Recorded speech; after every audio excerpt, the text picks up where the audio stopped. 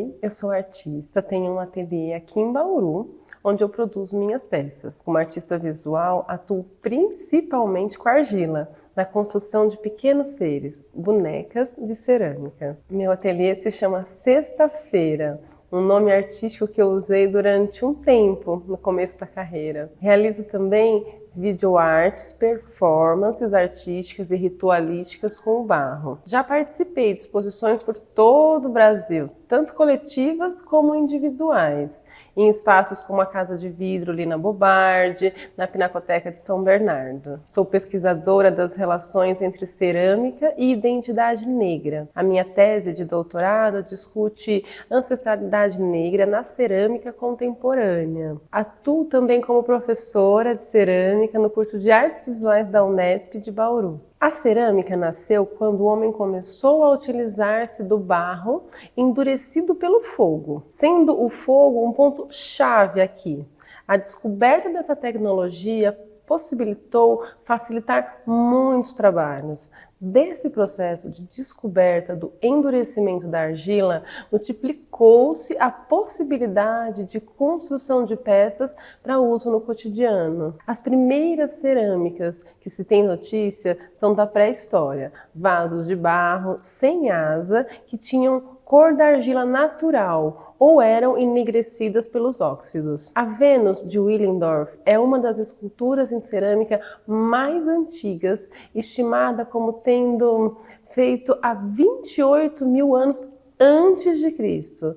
Isso segundo a história da arte ocidental, pois a peça de cerâmica feita na África, datada como a mais antiga, foi encontrada na Nigéria, no vilarejo de Nok, e data de 500 anos antes de Cristo. Venham de coração aberto para mergulhar em si, na nossa identidade, nas nossas histórias e trazendo tudo isso para a produção da cerâmica. A argila é uma amiga, mas ela tem muitos segredos. Tanto que Lévi-Strauss escreve um livro sobre esses segredos e ele chama de A Oleira Ciumenta.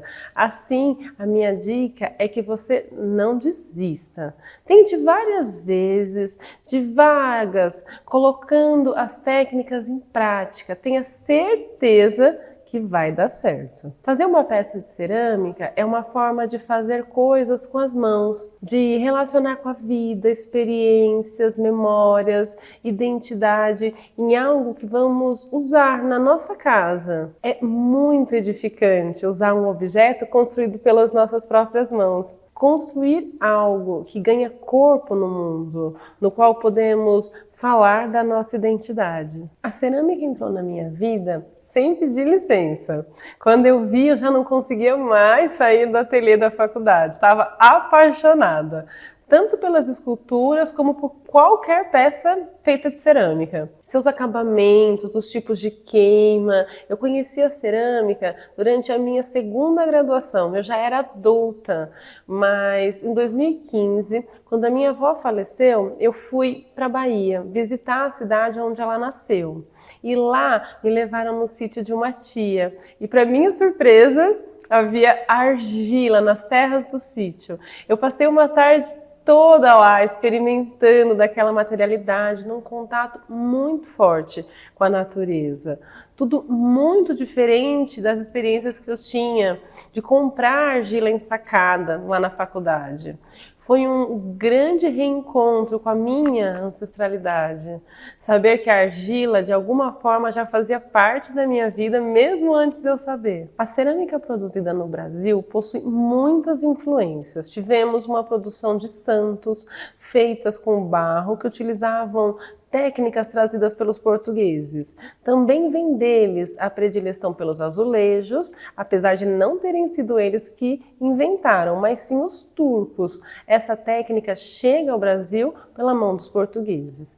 Havia, no começo da colonização, quando algumas famílias mudam para cá, a importação de utilitários trazidos pela Companhia das Índias, que trouxe para nós as referências das peças em cerâmicas produzidas lá na China. Também no Brasil temos uma produção de cerâmica indígena muito forte e diversificada, nas diversas etnias que desenvolveram técnicas e acabamentos muito diferentes. Há pesquisas que mostram que os indígenas brasileiros tiveram muito contato com outros povos da América Latina. E por isso nossa cerâmica também tem influência desses outros grupos e outras culturas. Num segundo momento, temos a vinda dos africanos escravizados para o Brasil. E eles trazem o seu jeito de fazer cerâmica, que se mescla ao nosso.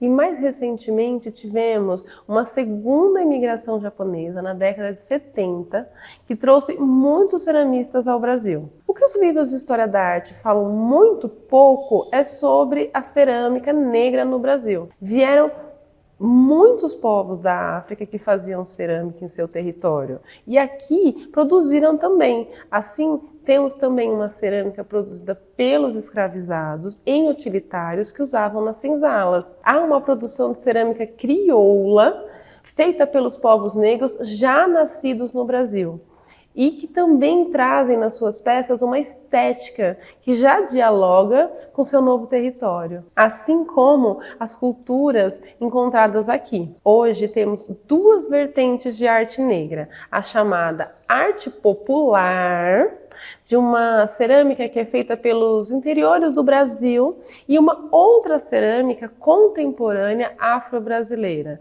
discutindo questões raciais e de identidade. Vale a pena citar algumas artistas: Rosana Paulino, Elizabeth Ramos, Mariana Araújo, Lira Marques, Gabriela Marinho, Lídia Lisboa e Monique Mar. E aí, inspirados? Bora produzir? O que a gente vai precisar? Aqui estão os nossos materiais. A gente vai precisar de um pacote de argila. Esse pacote que eu tenho em mãos, ele tem 1 kg de argila. Essa é uma argila terracota. A gente vai precisar de saquinhos, que é para cobrir a peça ao final. E aqui algumas ferramentas. Essas ferramentas se chamam estecas. Temos de vários tipos. E aí cada um vai escolhendo, dependendo do momento da produção, qual que se adequa mais, qual que você gosta mais. Eu vou mostrando para vocês. Aqui. Eu deixei aqui do lado também um paninho. A gente vai precisar de um paninho como apoio, tá bom? Vamos lá? Bom, esse tanto de argila a gente vai dividir. Eu vou deixar uma parte aqui do lado e vou trabalhar com uma outra parte. Você deixa na sua mão um tanto que cabe na sua mão. A gente vai fazer uma bolinha.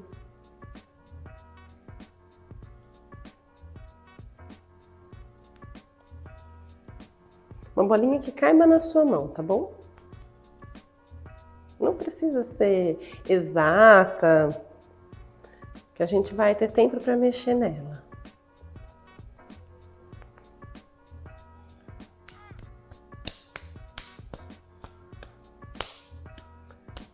Pronto, tá aqui. Então eu vou ensinar para vocês uma técnica chamada belisco, para começar, tá bom?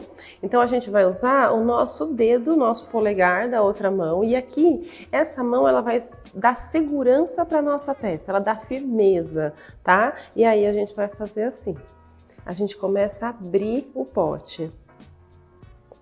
E aí, os nossos dedos que estão aqui atrás, eles seguram a peça, eles dão firmeza para você não empurrar e o seu dedo não sair do outro lado, tá bom? Então vai devagarzinho. Ó, você pode mexer um pouquinho essa bola na sua mão e vai abrindo. O que é importante? Quanto que você precisa abrir? O tanto de um dedo. A parede do nosso pote vai ficar com a espessura de um dedo mais ou menos. Pode usar a medida do seu dedo mesmo, que vai dar certo, viu? Tem as variações de tamanho de dedo, mas vai dar tudo certo.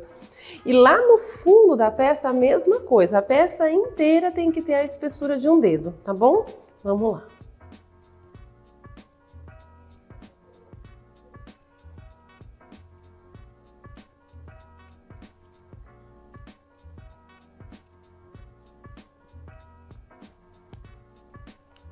Pode trocar de mão.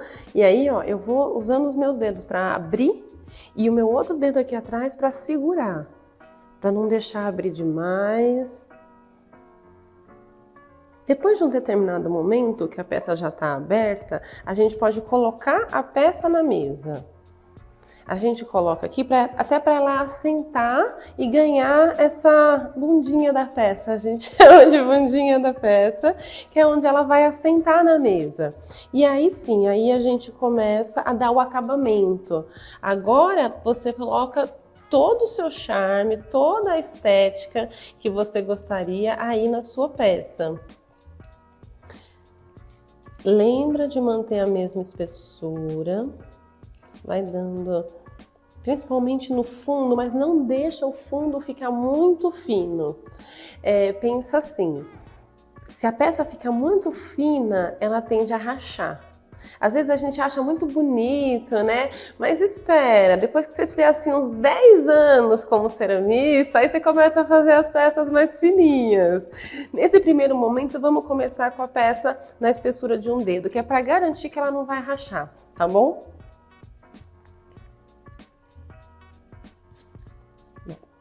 Depois desse primeiro momento, a gente vai usar uma ferramenta que é essa aqui, que ela é como um garfo. Ela tem essas pontinhas para cima e a gente vai usar. Pode deixar ela aí do lado, que a gente vai precisar dela. E a gente vai pegar um pouco dessa argila que tinha ficado aqui do lado reservada. Eu faço nessa argila, mais ou menos como um formato de amendoinzinho, assim, porque agora, tenta não afinar muito, a gente vai colocar na mesa para a gente fazer um acordelado. O acordelado é uma das técnicas mais antigas de cerâmica que as mulheres indígenas usam. Em todos os continentes a gente encontra as peças feitas com acordelado. E a gente vai fazer o seguinte, eu vou tirar minha peça aqui da frente para vocês poderem ver bem. E a gente vai deixar os nossos dedos juntinhos e a gente só vai chegar até aqui, onde tem o dedo. Não deixa chegar no gordinho da mão, porque senão ele amassa o acordelado, tá bom? Então esse é o grande segredo, é usar essa partezinha aqui dos dedos e a gente vai girando do meio para a ponta, tá bom?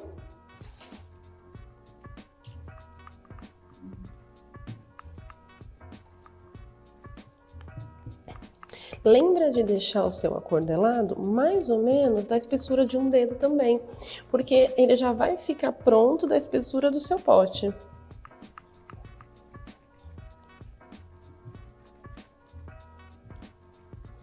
Pronto, mais ou menos assim. E aí, logo depois que você faz, você já vem pra cá, passa o garfo na ponta. Ó, você pode passar nele todo. E a gente vai passar também no acordelado. Isso é para garantir que uma peça realmente vai entrar na outra. Ó. E aí eu venho colocando de fora a fora. Vai colocando e vai dando aquela apertadinha que é para realmente entrar.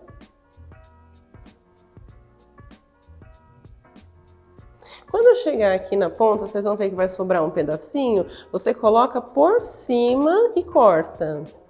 E ó, vai ficar um espacinho aqui, então você tem que apertar mesmo, que é para não deixar ficar espaço. Se ficar espaço, fica uma bolha de ar. Se ficar uma bolha de ar, a sua peça vai explodir no forno. Então, leve isso a sério. Ó, e aí eu vou aqui de fora a fora, juntando uma parte na outra. Ó, apertando bem. Por dentro, a mesma coisa, você vem apertando e juntando para que a junção não apareça mais. Tem que ficar imperceptível o lugar onde foi feita a junção.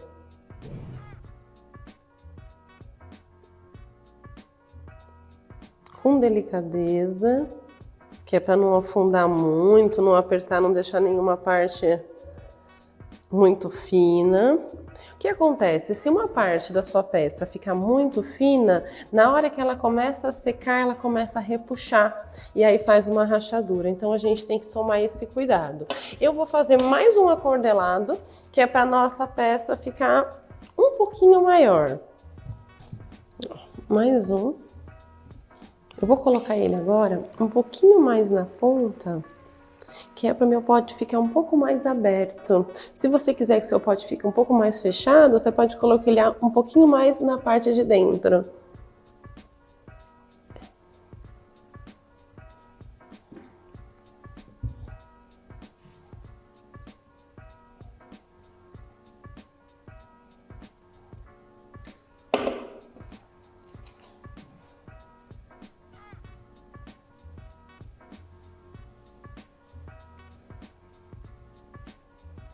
E faltou um pedacinho aqui. Aí eu pego um outro pedaço de acordelado que tava lá, já tinha passado aqui o garfo e ele vai por cima das duas partes. E aí a gente vem apertando. Foi bom ter acontecido isso, que daí você já vem a hora que acontecer no pote de vocês, não tem problema nenhum. Se sobrar acordelado ou se faltar, tá tudo bem. E aí eu tô aqui, ó, desse lado, e eu venho apertando para que uma peça entre na outra. Dá aquela apertada mesmo, garantir que não vai ficar bolha. Pronto, agora o nosso vasinho, nosso pote, ele já tem um formato. O que a gente precisa fazer agora é dar o acabamento. E agora vai ser o acabamento final. Vamos lá? Sempre com a mão por fora e a outra por dentro, para garantir que você não vai empurrar com muita força. Ó, uma ferramenta muito boa para ajudar nessa parte são essas aqui, ó, porque elas têm essa parte bem lisinha e ajuda a gente fazer esse acabamento. Claro que o dedo é uma ótima ferramenta, mas às vezes é bom ter uma para auxiliar. Nesse primeiro momento, a peça ela tá bem úmida, então ela vai soltando um pouquinho de argila. Então eu diria para vocês, faz um belo acabamento agora, deixa a peça secar por mais ou menos uma semana e aí depois você pode voltar e fazer mais um acabamento final. Usando essa mesma ferramenta você vem, mas aí já não sai tanta argila, ela já tá um pouco mais firme, que é o que a gente chama de ponto de couro. O ponto de couro é quando a gente consegue apertar a peça e ela não se mexe mais. Então, se eu apertar assim agora, ó, ela afunda. E no ponto de couro, se eu aperto, ela não afunda mais. Ela ainda vai estar úmida, ela ainda vai estar gelada. Você ainda consegue polir, fazer um acabamento aqui, dar uma alisada, mas ela não mexe mais, ela não perde mais a forma. Ela já tá com a forma. Então, é isso que a gente chama de ponto de couro. Se você precisar apoiar a sua peça, por exemplo, eu quero colocar minha peça meio de lado para poder arrumar. Eu coloco o tecido embaixo, eu faço uma caminha. É como se nossa peça fosse um bebê. Então ela precisa de um cuidado, uma delicadeza, para ela não, se você colocar ela de lado assim na mesa dura, ela vai machucar. Então a gente sempre faz uma caminha para ela. Pode ser uma esponjinha seca ou um paninho assim dobrado. Tem gente que tem sacolinhas de plástico, tá sem um paninho aí na mão, umas sacolinhas dobradinhas também, fica bem fofinho.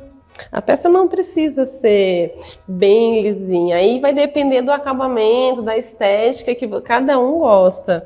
E vocês podem fazer também desenhos, marcações. Eu trouxe aqui essa outra ferramenta que é uma ponta seca e você pode fazer uma decoração no seu pote. Por exemplo, vou apoiar ele aqui. Tem gente que gosta de trazer alguns símbolos. Eu vou fazer aqui algumas imagens só para vocês terem uma ideia. Então a gente vai afundando na peça, criando imagens. A gente chama de incisão. É um tipo de decoração por incisão.